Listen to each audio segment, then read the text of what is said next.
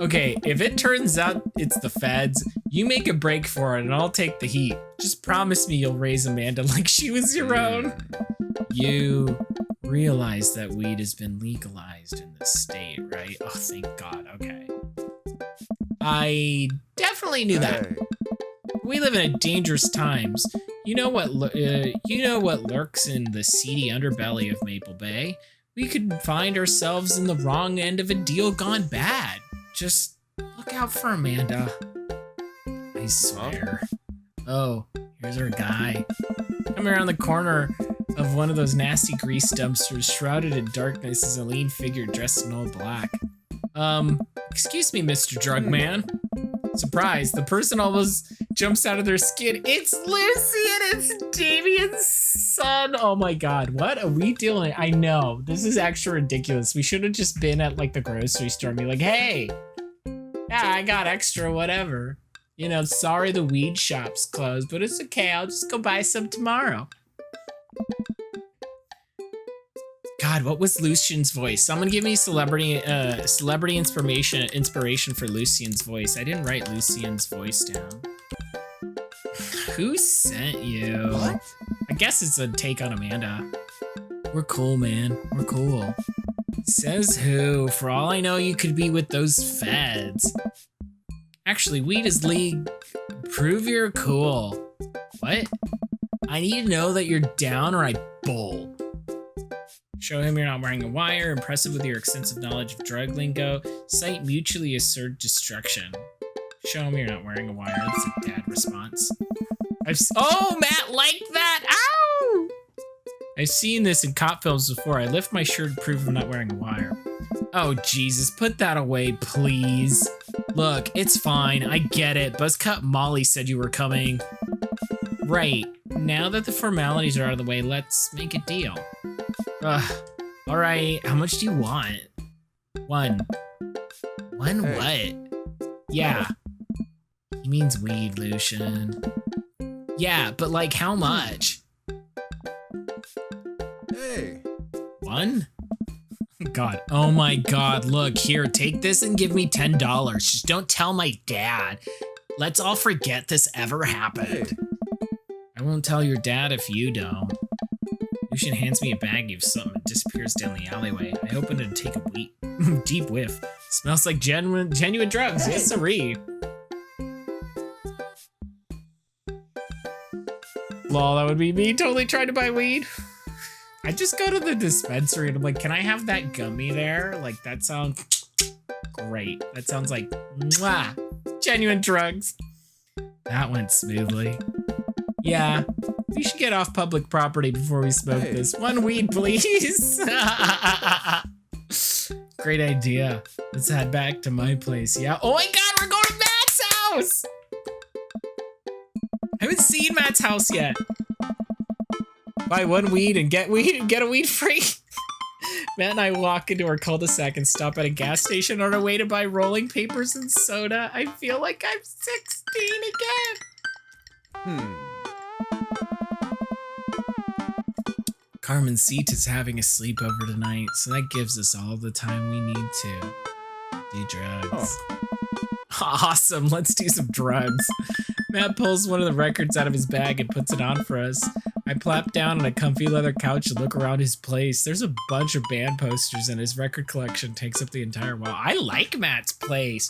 Ooh la la, we've got this big like open concept living room and then we have a balcony full of shelves for like our, I love it. Where's your big screen TV though? Whoa, what a collection. Been collecting my whole life. It was nice to finally get them all in one place after being on the road so much in my life. I had to ask my parents to hold on to them for me. Matt sits down next to me. We lay the marijuana drugs out on the coffee table. Do you want to do the honors? Please, it's your house. If you say so. What? Matt pulls out some rolling papers and sprinkles some of the beaten tobacco onto a piece. He starts rolling it back and forth and the paper breaks almost immediately, spilling the drugs all over the couch. Never was too good at this. Matt tries again and is able to successfully roll a nice looking weed cigarette. He hands me a lighter and the blunt, I think, and I take it. Well, let's open up the nug, smoke some of that gateway drug, rip that golf fairway. I think smoke some of that gateway drug is 100% what I would say. I don't know if that's what people call it. I light the joint and inhale deeply. Oh, this is not what I remembered. It's been a while though. Maybe pot drugs have just gotten more potent since the last time I smoked. I pass the joint to Matt and cough a little bit. Should it sting this much or am I just a baby? What? Matt takes a hit and his eyes go wide. That's not weed. Oh God. Did we develop a taste for meth? No, it's... Matt takes another hit and winces. Yeah, this is oregano. Oh no! I sniff the air, yeah. That would definitely explain why it smells like a pizza place in here. That little punk ripped us off. Yeah. Oh well, we can still sit, relax, and enjoy the music sober. You know what? You're right. Oh my God, they just enjoy their company. They're so in love!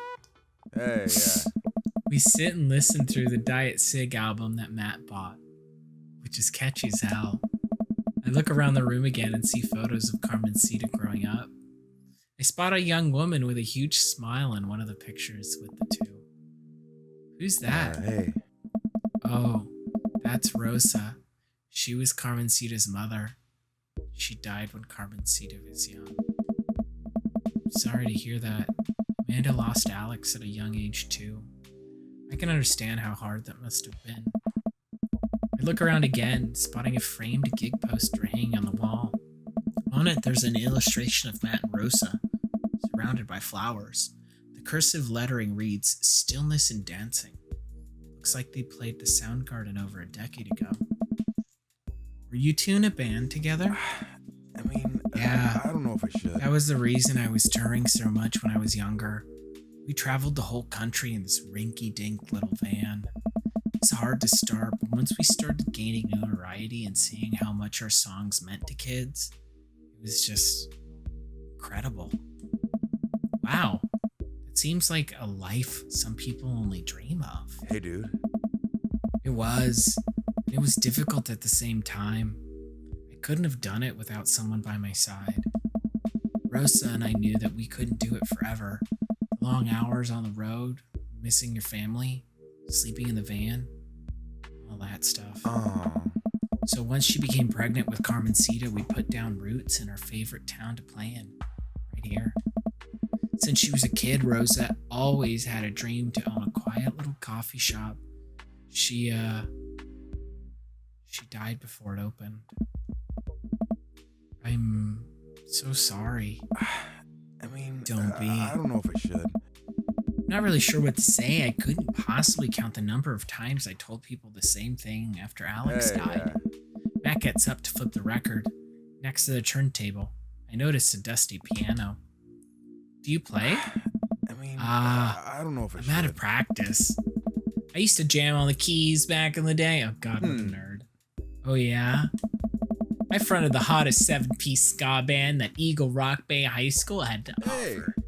No way you had a ska phase? Phase? Ska never dies. Except for the Scommunist Manifesto, who broke up after the senior talent show to pursue solo careers. Dude, that's so rad. Matt pulls out the piano bench. Give me some of that two-tone love. Oh man, let's see if I still got it. Yeah. I sit down at the piano. Stick to your ska roots, right? Stick to your ska roots. Anyone? Anyway, here's Wonderwall. No, we can't do Wonderwall. No. That one, this one, absolutely banned. Absolutely banned. We are not doing Wonderwall. It's go with a classic or stick to your ska roots. Which one? Shaunicus, Fox, which one? Stick to your ska roots? Oh, Sean wants to go with a classic. You know, Matt would probably appreciate a classic. Ska roots, says WNT. Right now I'm with Oh, that's 3 for ska roots. Okay, we're going to stick with your ska roots.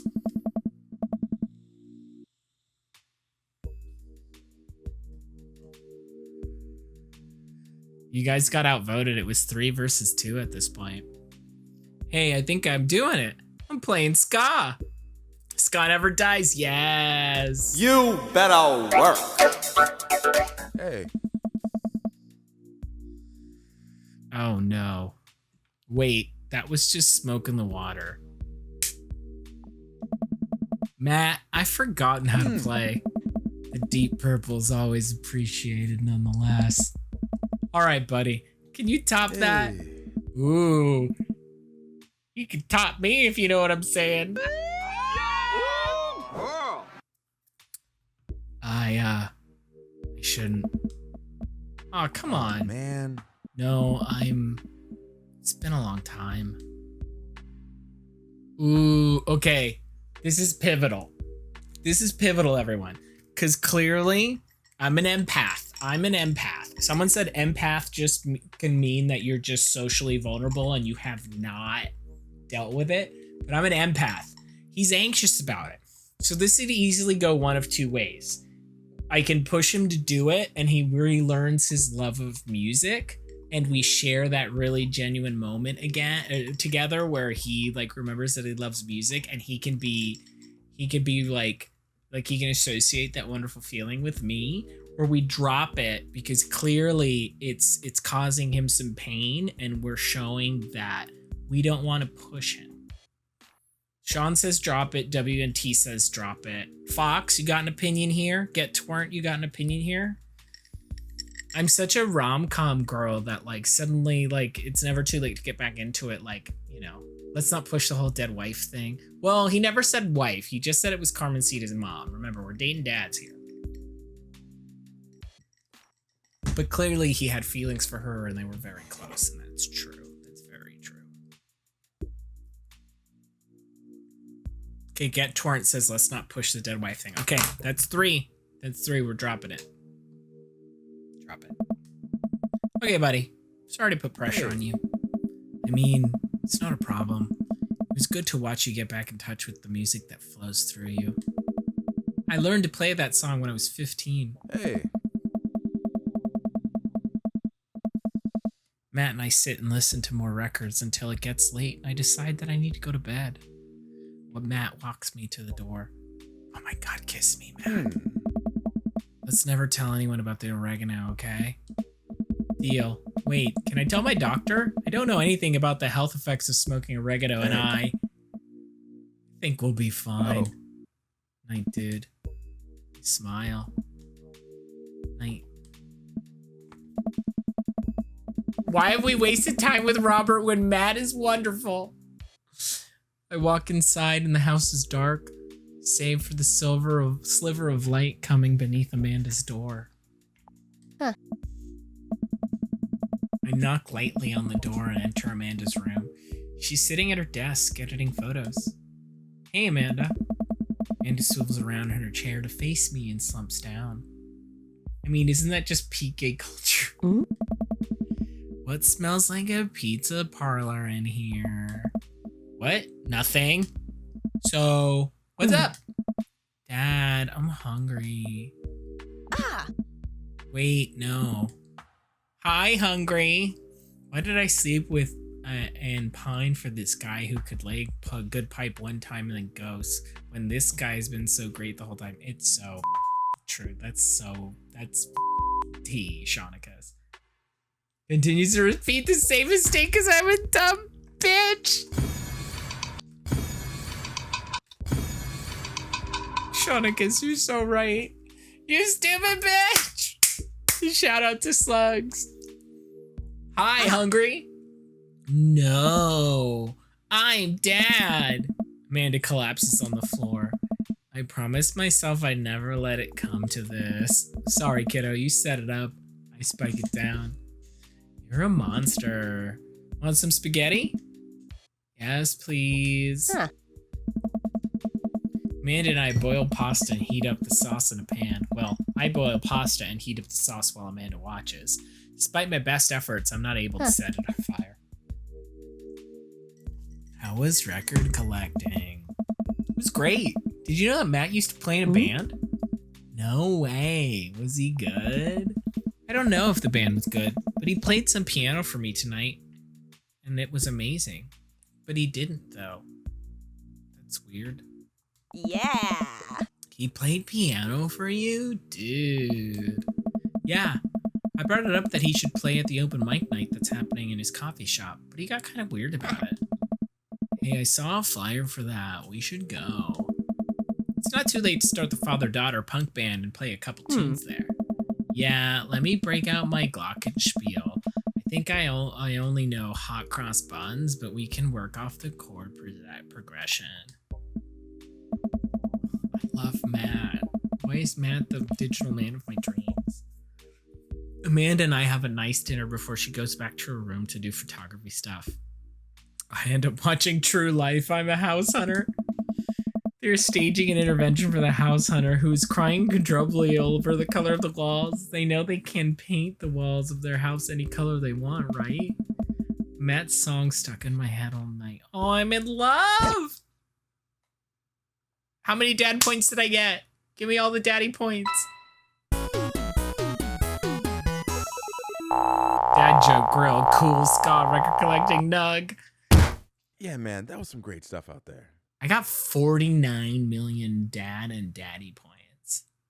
I only got a B, but I was so accommodating to his feelings.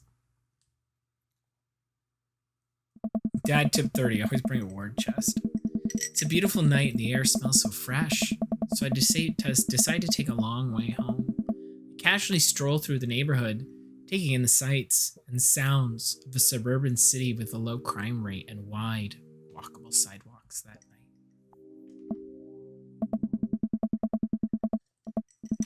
As I approach the bar, I can hear patrons inside cheering. Oh, I bet the game is on.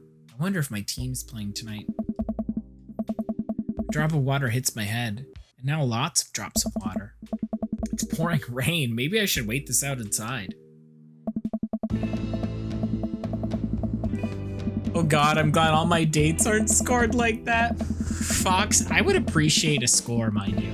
I'd appreciate a score because then I would know how well I did and not sit there and like dwell in my anxieties as I said something stupid. Drew, oh my god, in the fourth part of the Drew making of documentary, she's like, I hate the sound of my voice and I talk a lot and I make people uncomfortable. And I was like, oh my god, I feel you, Drew. I feel you. We order a beer from the bar and settle in. It turns out that my team isn't playing tonight, but I can certainly enjoy the game regardless. The bar is usually crowded, and the feeling of camaraderie over a shared love of the team makes me smile. Smiles are nice. I look over in the corner and spot none other than Mary. Okay, her name's Mary. I accidentally wrote Amanda. In my notes. Oh my god, get ready for my Mary voice. Mary, sitting alone and in the corner nursing a cocktail. Something about her seems different this time. Now that she's by herself and not hanging off some younger guy, she looks so sad. She looks up, half-heartedly raises her glass to me before staring off into the middle distance. Should we say hi? I mean, Mary is kind of dating a possibly bisexual youth minister, and she's clearly drinking because something's wrong. Say hi, say okay, say hi to Mary. I decide to go say hello. I walk over to her booth. She doesn't look up. This seat taken? She still doesn't look up. I take a seat anyways. She finally notices me. Hey, cowboy. You alright? Never better. She hiccups because she's a little far gone. Tears start welling up in her eyes. Oh no! Oh. Will you walk a gal home? Walk her home. Absolutely, walk her home. I slide out of the booth. Seems like Mary's having some trouble getting up. I reach out a hand and help her, but she waves me away. I got it. She clearly does not got it. You know what? Hang out here for a second. I walk over to the bartender and pay Mary's tab. Oh, that's nice of me. Hey, I don't know if you remember me, but I live in Mary's cul-de-sac and I'm just making sure she gets home safe tonight. I know you. Yeah, it's nothing weird, just... She's usually has one of those bar staff walk her home, but I trust you. She doesn't, like, go home with... I don't really want to say it. One of the guys she meets. Nah. Huh? Ain't her thing. Huh. Head back to the booth. Mary stumbles out of her seat and directly into my arms. Oh. It's still raining a little bit. Take off my coat and I hold it over Mary's head. Such a gentleman. Let's get you home. Mary and I walk in silence up the street towards the cul-de-sac. I have no idea what to say to her for fear that she might hit on me. Or not. What did the bartender mean by ain't her thing? Sorry you have to see me like this. I'm usually not. I know Joseph doesn't like it when I... Just... Sorry. It's alright. I'm sorry if I'm ever mean to you. It's alright. No, it's not. I know it's not. I'm having a really... Forget it. As we get to the cul-de-sac, I can feel Mary starting to slow down. By the time we arrive at the doorstep, she pulls away from me. Wait, can we just hold on? What's wrong? Oh. How about another drink for old time's sake? Come on, Mary, it's bedtime. Mary looks me up and down, giving me a half smile. You're right. She pulls me in close for a hug, holding on to me for a little longer than feels appropriate. She mumbles into my chest. You're a good kid. Thanks for the company. Mary gives me a pat on the back, straightens out her sweater, and walks the rest of the way to the front door herself. Huh. Well, I'm glad we got her home safe.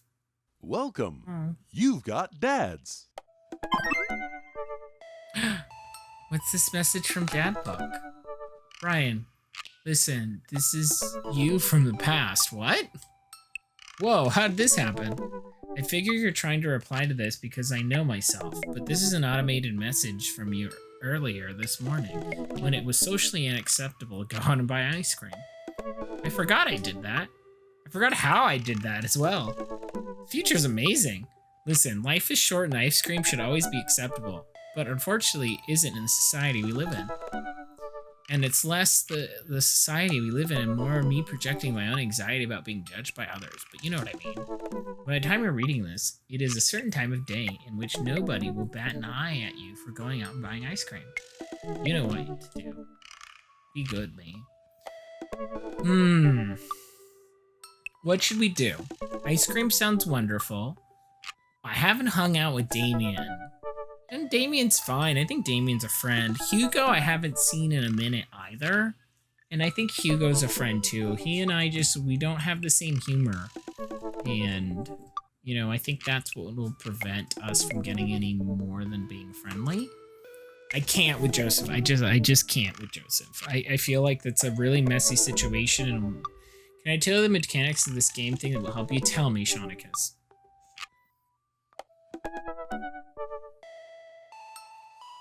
Tell me, Shaunicus. Tell me.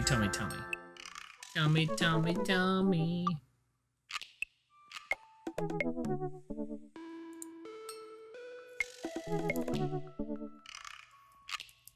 Oh, if you go on a third date, that's it. It leads to the end of the game, so make sure that's what we want to do. Okay, well, I've already been on 2 dates with Matt, so it looks like we gotta steer clear of Matt so far. Robert, we've gone on quote-unquote... I've tried to message him twice. That's a date. So we're on our second date with Matt. I've only gone out once with Hugo. I haven't gone out once with Damien. I went on a run with Matt. Does that count as a date? I don't know if that counts as a date. Joseph, I just can't with Joseph. It seems like a lot. Him and Mary, and he has the kids, and he has his youth minister job, and I don't want to, like, you know, I don't want to fuck up his life. And I don't want anyone to blow up their lives if I show up in the picture.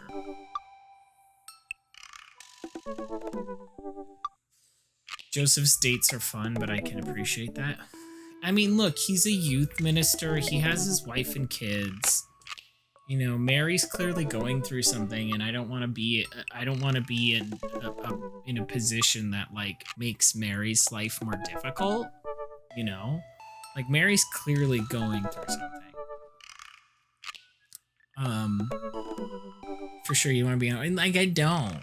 But like at the same time, if Mary was an option on Dad Book, I'd hang out with Mary and like try and be like her good friend. You know, I don't dislike Mary. I know I'm doing like a really like drunk Mary voice, but every time we see her, like she's sauced up and you know. Robert's clearly awful to me.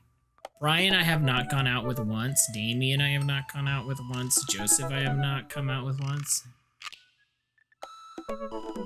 Lol, Mary is involved heavily in Robert's dating chain, actually. It is? Oh my god. What do you think? Should we go with Craig? I know BK Kirby's a great Craig stan. Let's go with Craig. Let's message Craig. Craig's my good buddy from college.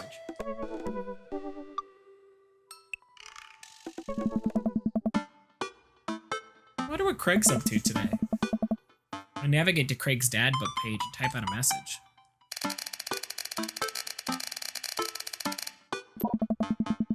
Hey bro, or should I say neighbor? Let's catch up like old times. Bro, my man, let's definitely hang out soon. Maybe a little different from our old weekend-long benders, but it'll still be fun. We exchange a couple more messages and he logs off to prep the game. I should see if Amanda wants to join me. I walk over to Amanda's room and knock on the door. Yo, Amanda Panda. I open the door and find Amanda sitting cross-legged on the floor, surrounded by magazines and newspaper clippings. She seems to be making a sort of art piece. What you working on? Just a collage for a class. We're supposed to make a piece that represents our goals for the future. I take a closer look at her collage. It's a lot of dogs. It's mostly dogs, yeah. Did you need something? Craig invited us to a softball game. Wanna go? No. Remember that one time you signed me up for softball and you brought me all the gear and then you took me to the first game and then someone hit a ball towards me and I just ran off the field crying? And then you hid in the dugout, would scream if I tried to pick you up. Yes. I was afraid of baseballs. I thought you were a gigantic sentient softball. So does that mean you don't want to go? Amanda gets up and looks at me dead in the eye. Determined. I'm finally ready to face my fears head on. Let's do this. Okay, Amanda's coming. Amanda and I make a short drive out to the local softball field for a kids' softball game. It's pretty packed. Clamber up the bleachers and take our seats at the top of the row. I don't see Craig anymore. Aww. So when do the kids start crying and running off the field? I know that your relationship with softball is different from everyone else's relationship with softball, right? Okay, but if I don't see some kids crying, I'm gonna be pretty disappointed. For nostalgia purposes, of course, not because I take joy out of children fighting for my amusement. Definitely not that. Game starts and kids run out on the field. I see Craig by the dugout with a clipboard. He has River strapped to his chest as per usual. There's a guy in a pancake costume doing jumping jacks across the field. Guess that's the mascot. Reading the kids' brightly colored jerseys, I see that's the Maple Bay Flapjacks against the Pinewood Ocelots. Go Flapjacks. Oh. Bruh, choke up on the bat, Miranda. Yeah, Miranda, square up. How much do you know about softball? Enough to know that the balls are relatively hard despite their name. But yelling is fun. Give it a shot, it's cathartic. What's important is you're having fun.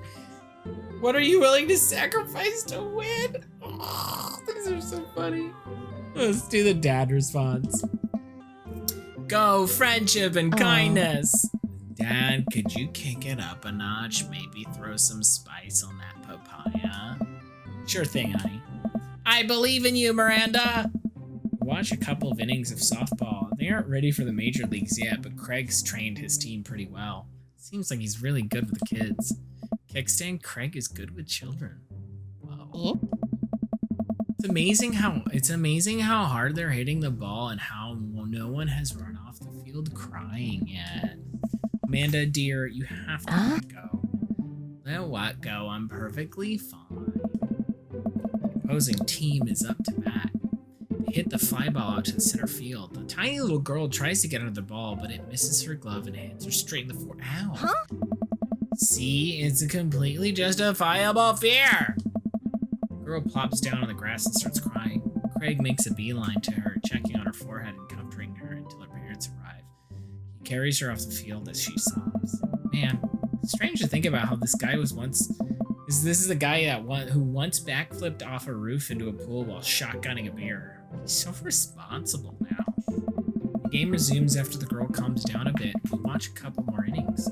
Craig's team is crushing the other team in the 9th inning. The Ocelots seem to have given up by this point. You see the outfielder eating fistfuls of grass. The batter on the team knocks out a foul ball into the stands. I follow the trajectory and... Oh no, it's coming right for me! Oh no, no, no, no, no! I close my eyes and brace for impact. Oh god, did I get hit? I open my eyes to look over to see Amanda holding a softball, staring at me in amazement. I caught the ball. You saved me. I got the ball, Dad. I got the ball. You did it, Amanda. I faced my fears. I defeated the softball. I can do anything. Amanda and I share a big hug. It's a tender moment that I don't think anyone else watching really understood. I'm proud of you, kiddo. The game ends and Craig's team are declared the victors. We sit patiently as the girls line up to shake hands. Bruh, great job, everyone. We walk over to the dugout to congratulate Craig, who's talking with some of the parents. Craig, great work, man.